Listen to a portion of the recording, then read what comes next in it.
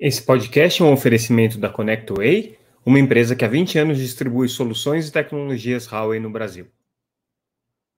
Olá pessoal, tudo bem? Aqui é Samuel Possebon, editor da Teletime. A gente está de volta com mais um Boletim Teletime, o nosso podcast diário, hoje trazendo aquelas notícias que foram destaque nessa quinta-feira, dia 28 de setembro de 2023, uma semana em que a gente teve o nosso Congresso Latino-Americano de Satélites no Rio, por isso vocês vão ver muitas notícias ainda hoje sobre o mercado de satélites e algumas coisinhas mais para a gente fechar aí essa semana com um resumo daquilo que de mais importante aconteceu no nosso evento. Vamos começar, na verdade, trazendo um dado importante, uma notícia importante que foi apontada durante o nosso congresso, mas que mostra uma tendência muito interessante que está acontecendo no mercado de televisão via satélite, com impactos aí relativamente significativos no mundo da TV por assinatura.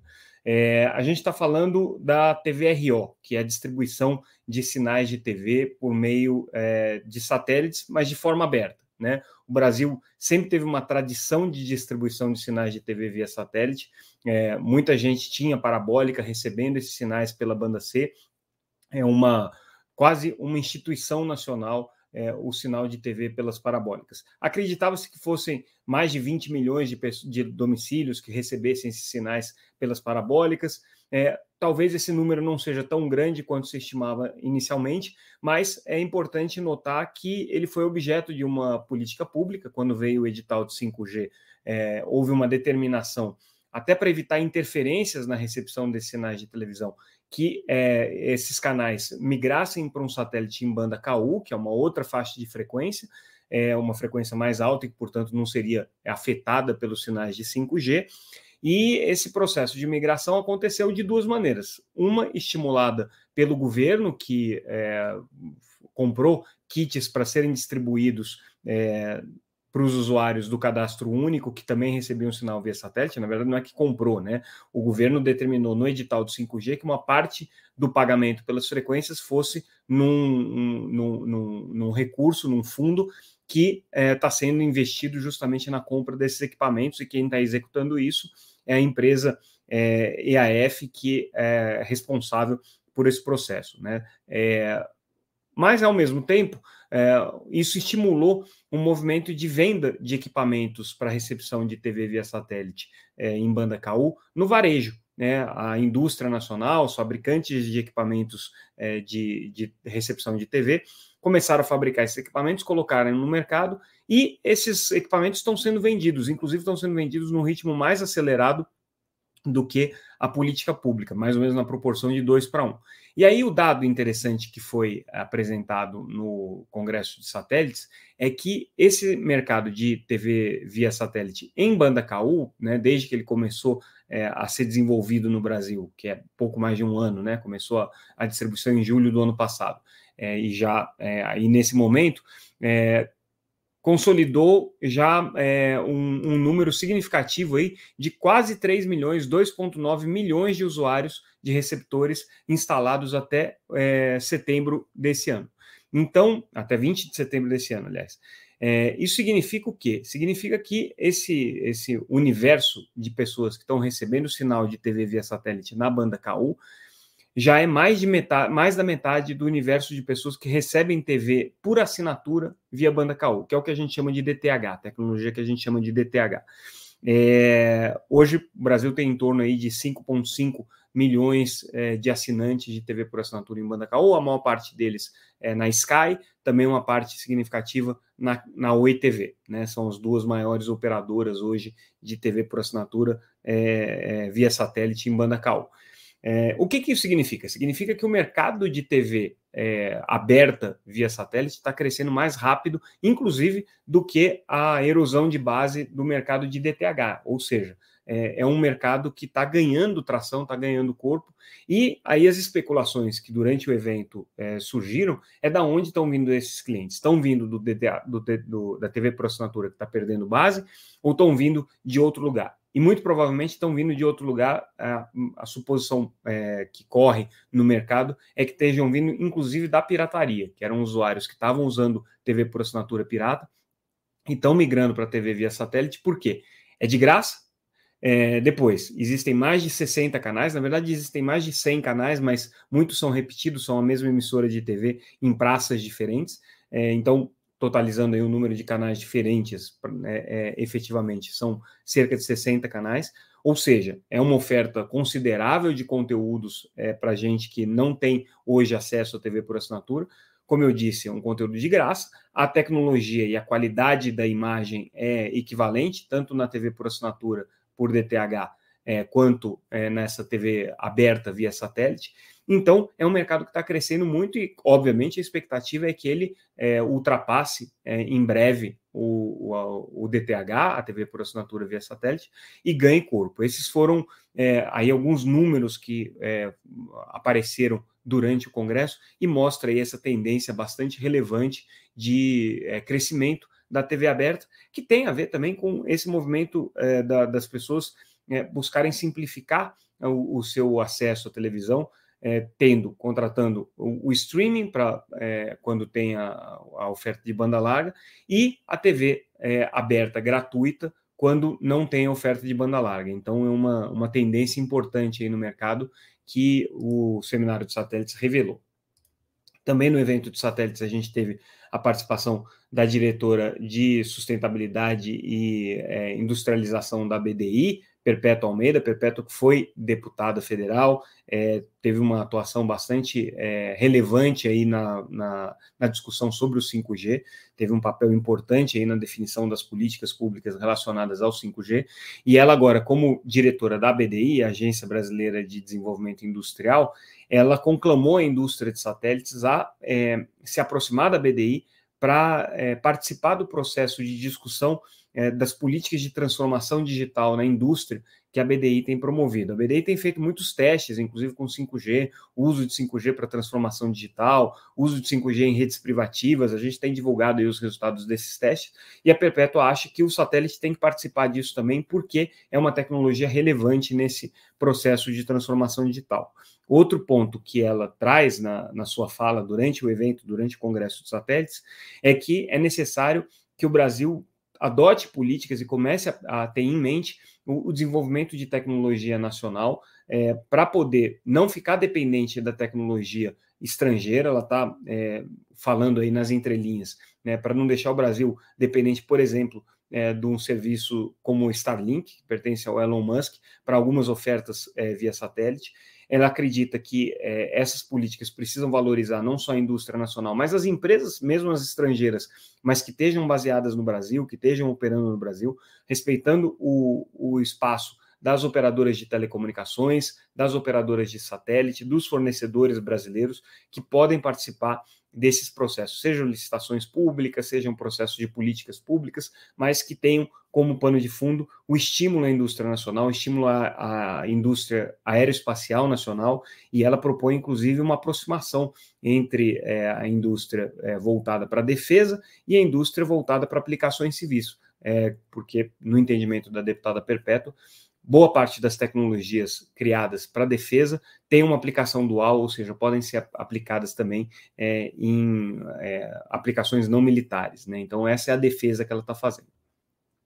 Ainda no seminário de satélites, a gente trouxe uma empresa que está hoje muito focada na oferta de serviços direct to device, é uma das pioneiras nisso, que é a Link. Ela tem uma proposta super interessante. Aliás, a proposta da Link é realmente bastante inovadora. Eles nem chamam satélite de satélite, para vocês terem uma ideia. Eles chamam satélite de torre em órbita, né? Como se fosse uma torre de celular mesmo. E a ideia deles, a proposta deles é você colocar uma constelação de mais de 600 satélites que vão ficar orbitando a Terra em órbita baixa, mas são satélites pequenos, de cerca de 1 metro quadrado, quadrados, né? É como se fossem azulejos ali voando, mas com uma dimensão bastante reduzida, o que também reduz bastante o risco. E esses satélites, eles têm a capacidade de se comunicar diretamente com o handset, com o dispositivo móvel que as pessoas têm. Inclusive, eles operam com a tecnologia 2G e 4G. Né? Então, a ideia é que essa constelação de torres no espaço, né, como eles chamam, ou de satélites, mas que fazem o papel de torres, sejam utilizadas por operadoras de telecomunicações para complementar a sua rede em áreas em que eles não têm cobertura e que eles querem dar os serviços básicos ali de voz, de SMS. No futuro eles vão ter banda larga também, dependendo da quantidade de satélites que forem colocados no ar. Mas a ideia é que seja uma cobertura complementar, funcionando exatamente como funciona uma ERB, como funciona uma estação radiobase em terra, só que ela fica no espaço. É uma proposta muito interessante. Eles já estão em conversas com operadores brasileiros, estão com perspectivas aí de ter algum NDA assinado, talvez aí esse ano. Estão conversando com a Anatel também para realizar um teste que vai ser feito no Maranhão no final do ano, com a tecnologia Direct to Device, e estão muito entusiasmados aqui em participar do mercado brasileiro. Então a Link esteve lá no evento e trouxe essa mensagem aí bastante clara, né, e de aproximação com a indústria brasileira. Talvez o Brasil seja um dos primeiros países de grande porte a ter testes e, quem sabe, até parcerias comerciais com operadoras para desenvolvimento dessa tecnologia, que é uma tecnologia que, segundo eles, é patenteada, funciona, testada. Eles já estão com 3 satélites no ar e performando todos os testes. Hoje, claro, com 3 satélites você não cobre o globo inteiro, então os serviços são intermitentes, né? Só funcionam na hora que o satélite está passando, mas ainda assim a tecnologia já se comprovou. É possível você fazer chamadas de voz, é possível você fazer mandar mensagens de SMS. No futuro também banda larga com transmissão de dados vai ser uma das possibilidades aqui. Durante o evento que aconteceu no Rio de Janeiro, também a gente teve a feliz coincidência do evento acontecer no mesmo dia que a Eutelsat e a OneWeb sacramentaram a fusão entre as duas empresas, e ela é simbólica porque a Eutelsat é uma das mais tradicionais operadoras de satélites geoestacionários, e a OneWeb é uma empresa que tem a Eutelsat como acionista, tem outras empresas também, a Bharti Airtel da Índia, o governo britânico, né? A OneWeb é uma das pioneiras na exploração do mercado de satélite de órbita baixa. Eles não são tão famosos, nem tão charmosos quanto a Starlink, porque a proposta da OneWeb é oferecer serviços corporativos e não serviços residenciais. Mas é uma constelação que já tem quase 700 satélites orbitando a Terra, está funcionando, e com a Eutelsat agora, eles passam a ser a primeira operadora multi-órbita que tem uma constelação geoestacionária e uma constelação de órbita baixa, de constelação LEO. A outra, que também é uma operadora verdadeiramente multi-órbita, é a SES, só que ela opera órbita geoestacionária e constelação MEL, que é de órbita média. E a Intelsat tem uma parceria também com a OneWeb para utilizar os serviços da OneWeb, então dá para caracterizar como uma operadora multi-órbita também. Mas essa é a tendência do mercado de satélites, as operadoras trabalharem com órbitas combinadas para poder oferecer o melhor dos mundos de um satélite geoestacionário, que é a resiliência, a confiabilidade, o fato dele estar sempre presente ali, com o melhor dos mundos de uma constelação de órbita média ou de órbita baixa, que é você ter menores latências, velocidades maiores, né, e um serviço com uma similaridade com os serviços que você tem hoje com fibra ótica. Então essa aqui foi uma tendência. Nos debates que a gente teve durante o evento, isso aqui ficou muito claro. Hoje teve mais um painel reunindo as principais lideranças da indústria. Embratel participou, Embratel trazendo um recado aí muito interessante no sentido de mostrar que hoje o satélite é parte de um universo de uma empresa de telecomunicações, do universo de uma empresa que está oferecendo soluções e não apenas tecnologias de conectividade, né? Então essa é a proposta aqui da Embratel. A Hughes também indo num caminho muito parecido, né? A Hughes hoje tem o serviço de banda larga residencial e o serviço de banda larga corporativa. Vão passar a oferecer o satélite Júpiter 3 a partir do final do ano, que vai aumentar muito a capacidade deles, e também tem uma parceria com a OneWeb, então também vão ser uma operadora em multi-órbita nesse sentido, né? Então é uma tendência grande aí de desenvolvimento do mercado, de desenvolvimento das tecnologias e de agregação das diferentes órbitas e tecnologias via satélite que a gente tem desenvolvidos aí. Então, o mundo dos satélites não é só Starlink, apesar de que Starlink é o tema que domina basicamente todos os debates, por conta da disrupção que eles têm provocado no mercado. A gente já discutiu isso em vários podcasts aqui, mas é um fato aí constatável e bastante presente aí nos eventos setoriais. E para a gente fechar o nosso boletim de hoje, trazemos a notícia que a Anatel aprovou a suspensão temporária do processo de arbitragem com a Claro. Lembrando que todas as empresas concessionárias de telefonia fixa abriram processos arbitrais contra a Anatel e estão suspendendo agora temporariamente esses processos para poder encaminhar o processo de resolução por consenso junto ao TCU. É meio que um pré-requisito aí do TCU, da Anatel e da Advocacia Geral da União, que essas arbitragens estejam suspensas para que se busque o entendimento junto ao TCU. A Claro é a terceira operadora a ter a arbitragem suspensa com a Anatel. A primeira foi a Oi e a Telefônica, né, já tiveram, e esse processo de suspensão é justamente um primeiro passo para que chegue no TCU o pedido para a formalização aí do processo de entendimento consensual entre a Anatel e a operadora. A Claro, ela é uma operadora de telefonia fixa em longa distância, por isso que ela é concessionária, mas tem uma atuação muito mais restrita hoje como concessionária do que a Oi e do que a Vivo, porque ela não tem a modalidade de concessão na telefonia local, mas ainda assim ela tem uma conta aí bastante elevada para conseguir fazer a migração do modelo de concessão dela para o modelo de autorização, que é uma das coisas que vão ser discutidas. Então agora a Anatel aprovando essa suspensão da arbitragem, provavelmente o próximo passo é encaminhar ao TCU o processo de conciliação por consenso, como já aconteceu com a Oi, que já está andando, já inclusive foi aprovado pelos técnicos e pelo presidente do TCU, Bruno Dantas, a gente noticiou isso aqui em primeira mão, como a Vivo, que também teve o processo de resolução por consenso já encaminhado ao TCU, ou pelo menos aprovado pela Anatel, deve ser encaminhado aí nos próximos dias, deve estar batendo lá no TCU. E com isso, a gente encerra o nosso boletim de hoje, ficamos por aqui. Sexta-feira a gente só vai fazer o boletim a depender aí das notícias do dia, se forem urgentes, se não, segunda-feira a gente volta com mais um boletim Teletime.